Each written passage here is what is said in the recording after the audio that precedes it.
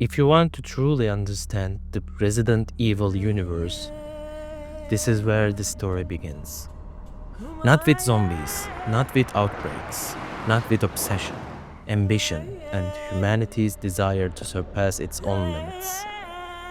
Resident Evil is often remembered as a series about monsters and infected cities.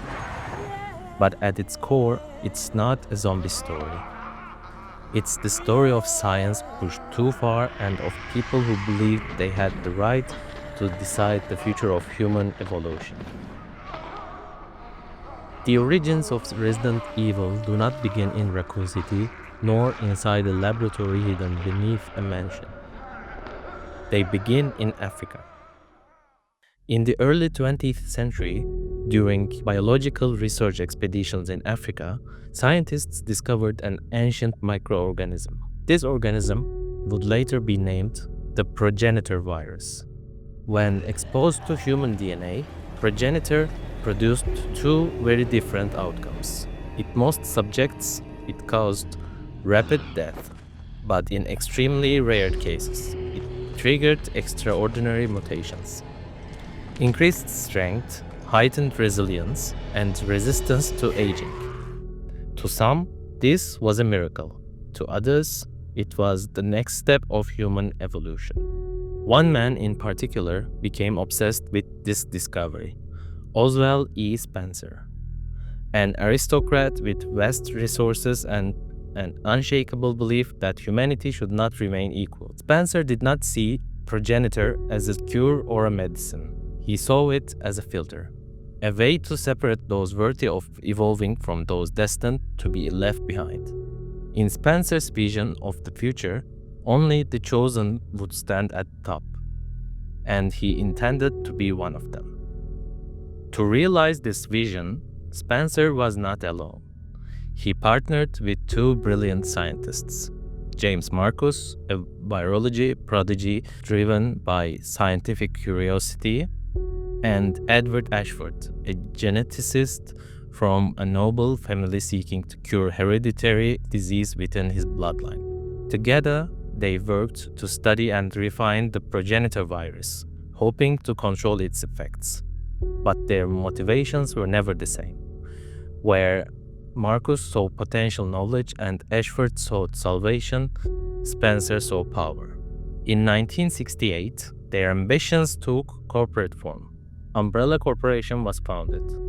Publicly, Umbrella was a pharmaceutical company dedicated to medicine and public health. Privately, it was something far darker.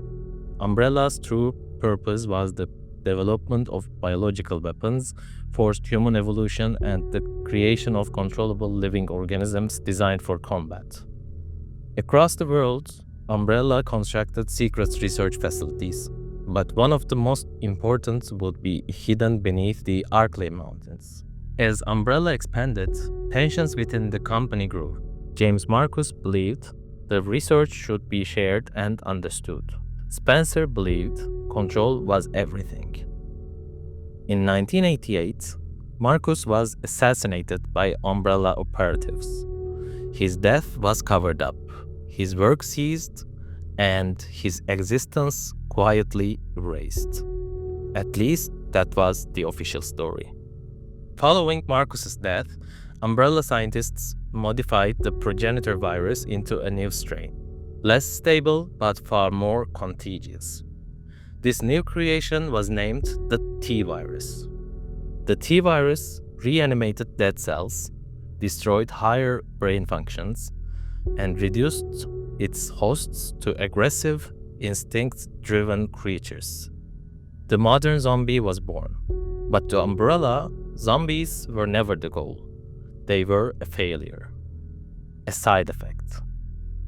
What truly mattered were bioorganic weapons, aka B.O.W.s, engineered life forms designed to obey and destroy. By this point, Umbrella had grown too large, too secretive, and too confident. Ethical boundaries vanished. Accidents were buried. Warnings were ignored. The system that Spencer built was no longer under control, And one question began to loom over everything they had created. How long could this remain hidden? The answer was coming, and it would arrive in the form of a single city, the Raccoon City. In the next episode, we will explore the first outbreak in the Arklay Mountains, how Umbrella's experiments finally escaped containment, and how an entire city was knowingly sacrificed in the name of secrecy. Because in the Resident Evil universe, the true horror does not come from monsters, it comes from the choices people make.